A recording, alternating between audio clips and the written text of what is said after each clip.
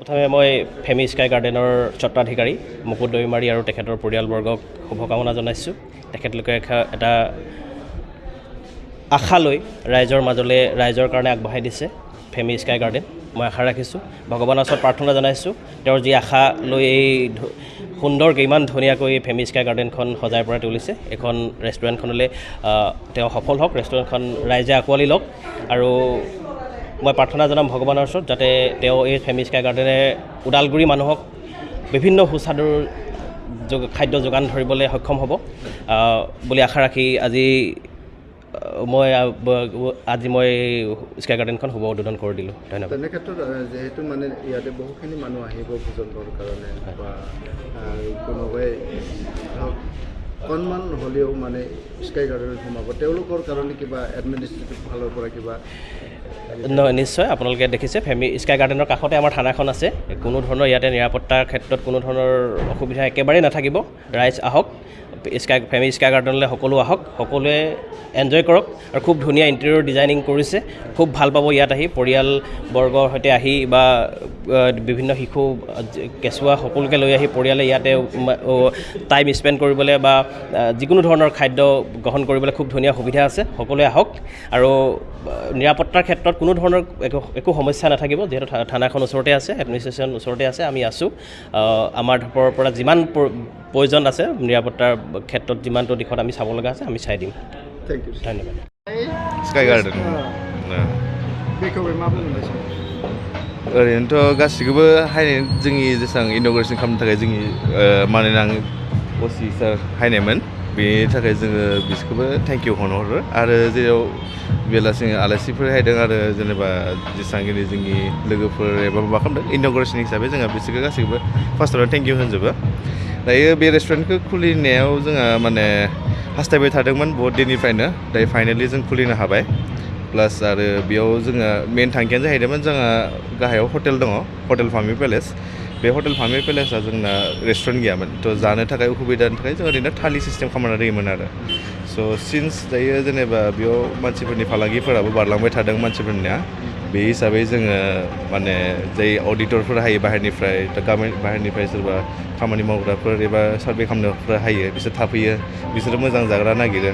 दा जोंनियाव रेस्टुरेन्ट गैयैखाय बेलेगाव जाहैनांगौ जायोमोन आरो बुस्थुआ, ओमफ्राय बिसोराबो माहाय उसुबिदा जायोमोन, माने खायसे जोंनि बर'नि खानाखौ जानो हाया, खायसे माबा खालामनो हायो, गावसिनिबो लुगैयो, माहाय डिफ्रेन्टबो लुगैयो।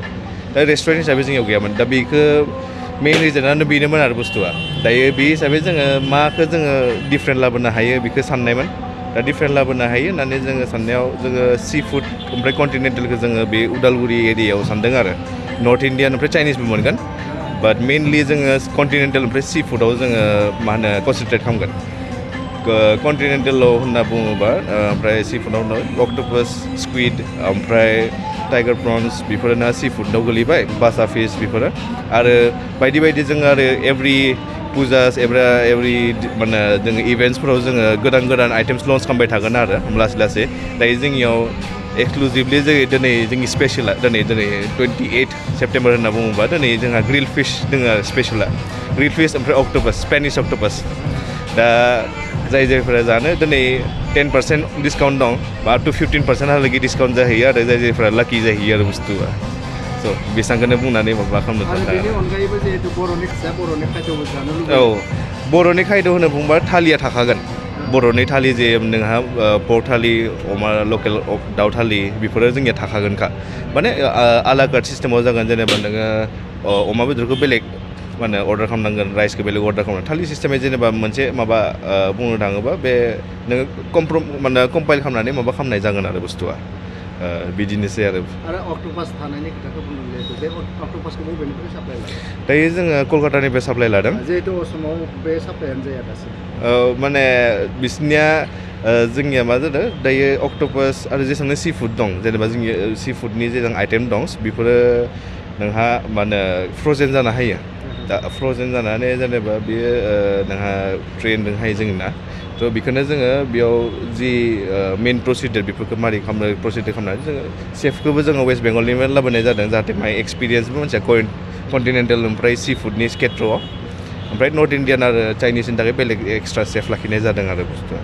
संग्राफोरा ओरैनो बाहेरनि नामा ना लकेल सासे बाहेरनि बाखिफोरा लकेलनिनो ओमफ्राय सानैसो जों गावनिनो बर' माने गथ'फोरखौ लाखिदों जेनेबा जाय माने बिसोरनिफ्राय सोलोंनानै गावसोरबो माहाय मा होनो गावसोरबो आइडिया माहाय मोन्थों बायदि आरो जेनेबा बाहेरनि कुइजनफोरखौ आरो दायो जेनेबा बेवहाय फैनो गोनां जिथु कास्टमार बिथांमोनखौ माबायदि खावलायहरगोन नोंथांनि रेस्टुरेन्टआव फैनो थाखाय औ दायो जोंनियाव रेस्टुरेन्टआव मेन थिंआनो जाबाय जोङो जेसेबां हायो गासैखौबो मोजाङै सार्भ खालामनो ट्राइखौ सेस्था खालामदों जों हस्पिटालिटि सेक्टराव जेथा जोंनिया आरो जोङो जेसेबां हायो नोंनि इस्सा मथे जोंनियाव माने जोंनि केपेबिलिटिसनि मारै जोङो माबा खालामनो हागोन बेखौ जों सार्भ खालामनो हायो बेखौ जोङो जोंनि बेस्ट पारफरमेन्स जों बेसेबां हायो जों we will keep our best जोंनि माबानि थाखाय पारफरमेन्स माबा नोंसोरखौ सार्भ खालामनो थाखाय आरो जोंनि जेरै बुंदों आङो इनफर्म खालामखानाय दिनै आरो अपेनिं हिसाबै अपेनिंनिफ्राय दुर्गा फुजासिम जोङो 15% डिसकाउन्टखौ जोङो लाखिदों आप टु 15% डिसकाउन्टखौ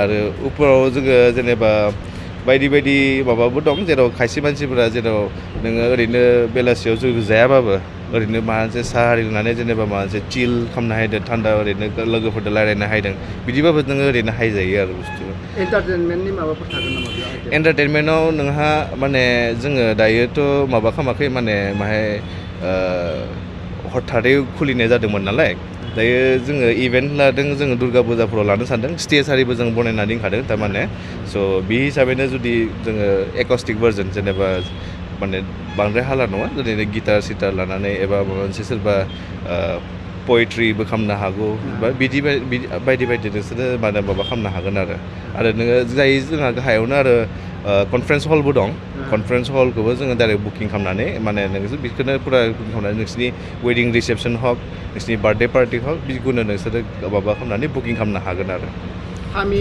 होननानै जिहेतु रेस्टुरेन्टनि मुंखौ लाखिबाय सोरनि मुङाव लाखिनाय जाखो बा मा होनो बेयो जोंहा आब'नि नामाव लाखिनाय जादों आब'नि निकनेम जायोमोन फामि होननानै दा ओरैनोलाय आगोलाव जेनेबा बुंनो थाङोबा फामियानो जागौमोन खिन्थु नामा बाहाय आब'निया बेखौ दानना होबा जागोन मुङा जोंहा आब'नि जाहैयो जेनेबा बे हिसाबै बाबाया जेनेबा हटेलखौ फामि पेलेस आब'नि नामावनो लाखिनाय जेनेबा जों बेखौ सानदों जेनेबा बेखौनो जोङो ब्रेन्डै बनायलांनो होननानै जेनेबा जोङो माबाखौबो रेस्टुरेन्टखौबो फामिनिनो माबा खालामनाय जाबाय आरो थ' बेसेबांनो जोङो रेस्टुरेन्ट हारि खुलियो बेखौ जोङो फामिनि हिसाबै जेरै हस्पिटालिटि सेक्टरखौ माने हटेल हक रेस्टुरेन्ट हक बेखौ जों फामिनि नामाव माबा खालामनो होननानै बेखौनो मोनसे ब्रेन्ड बनायनो सानदों आरो बे हिसाबै आरो बेनि लोगोसे माबाफोर ब्रेन्ड दंबाय नामा ओरैनोथ' दाथ' गैथ'वा खिन्थु जोङो माने ओरैनो हटेलफोर जोङो माबा खालामनो मेनेज खालामो स' बेयाव जों मालायनिखौ मेनेज खालामना होनाय जायो आरो थेंक इउ अके